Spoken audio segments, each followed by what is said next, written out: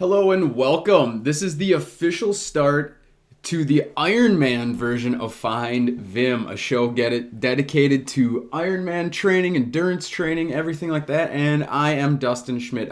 Today we're going to talk about the official start to the training season for me and what that all entails. We're also going to talk about the gear that I've recently acquired and everything that went into picking out a tri-bike for the very first time.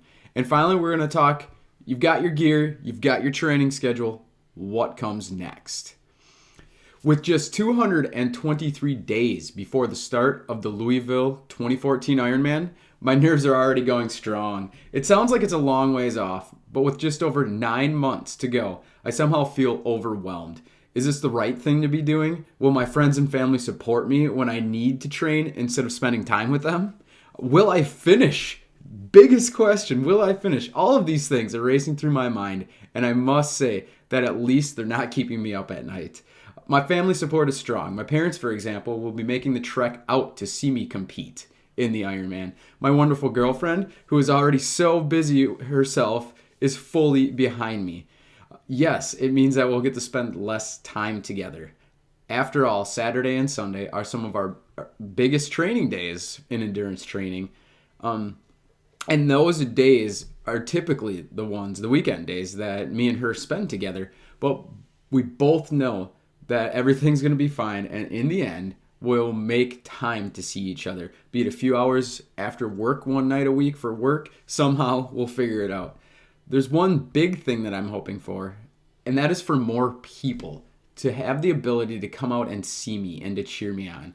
This is already a concern of mine. After all, having a support team is very important during your training and during the race for morale.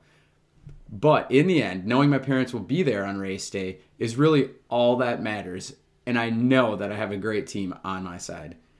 Training season also means more time training, obviously, and less time doing the things in life that I enjoy doing. Mondays will be my day off of training, at least for the next handful of weeks. I'm going to try and spend these days either playing games, writing blogs, maybe watching a TV show that I'm interested in. Who knows how much time I'll have in the long run. And, I'll feel it out. But the key thing to these days off is to take them off, to not think about working out. And that's going to be pretty easy, I feel, because 6 days a week, you're going to need that day off. Those are some of my favorite things to do, at least in the cold weather here in Wisconsin. Once it starts warming up, obviously I'll be doing outdoor activities, but with this frigid cold we've had, staying indoors and bundling up is kind of my friend right now. Louisville will be my first Ironman and really my first triathlon to where I'll need any sort of special equipment to get me through it. So naturally, I went out bike shopping. After all, I'll be spending a massive amount of time on this thing. And the current bike, my 1982 lead brick, I just don't think will do the job. So I made my way over to Endurance House here in Madison. They're on the west side of town, kind of over where I live. And I learned so much during the fitting and throughout the entire shopping experience. Taking this into account along with my budget and all of my needs, I did end up finding the perfect bike for training and for race day, which you can see behind me. It's a Quantanaro CDO 1. And that is the final outcome right there. And it's right behind me, and we'll get more into that in future episodes. It's a mostly black carbon fiber blaze of glory. It's an incredible sight to see with their white lettering and red outline, much like my Wisconsin Badger apparel today. Not stopping there, I had to pick up some shoes and some clips for my pedals for the event. I went...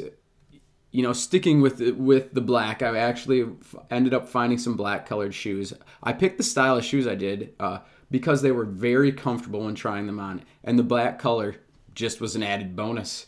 I, of course, will need to train indoors, it being Wisconsin and all, so I purchased a Cyclops Magneto trainer, made right here in Madison as well. All in all, there are a few items left to purchase that I will talk about later on, but the majority of the purchases have been made.